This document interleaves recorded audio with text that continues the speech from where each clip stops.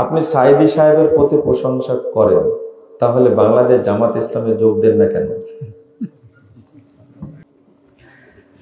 জামাত ইসলামের আকীদার ব্যাপারে আমি লিখছি, আপনি জানেন, পড়েছেন আপনি? না না, প্রশ্নটা করতে অন্য উদ্দেশ্য। আমি 99% কনফার্ম, 1% যদি মিথ্যা হয় আল্লাহর কাছে মাপ চাই। 1% আমাকে কিছু মানুষ বলছে যে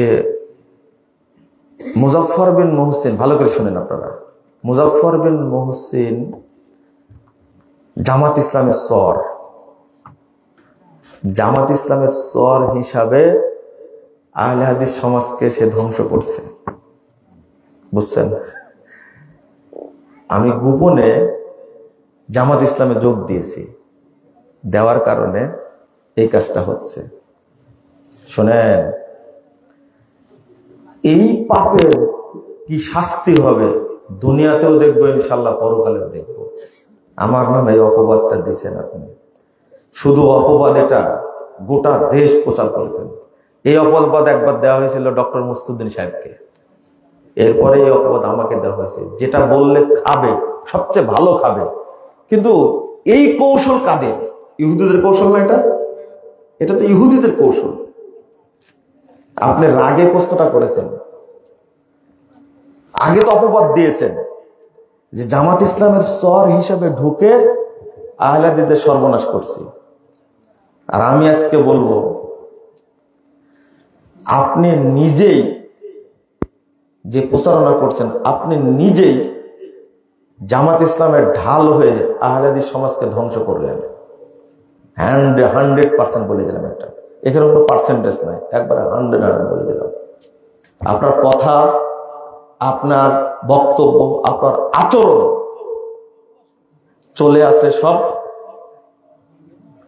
ওই যেটা ইখওয়ানীদের আচরণ, তার মধ্যে চলে আসে। আপনি আবার চিন্তা করে দেখেন আমি কি বলতে গেলাম, এটা ভবিষ্যতে আর করবেন না। এটা করে কেউ কখনো সফল হয় না,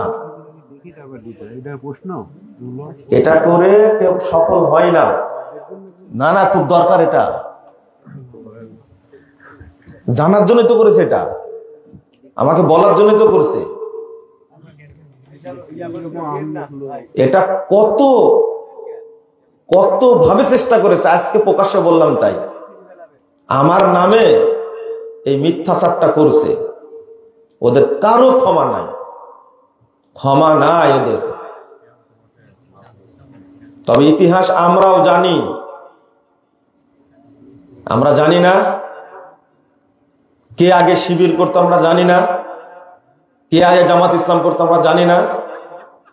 তোমার নাড়ি ছেড়ে ফেলে দেবো, কিন্তু মনে রেখো ইনশাআল্লাহ, আমার পিছনে লেখো না।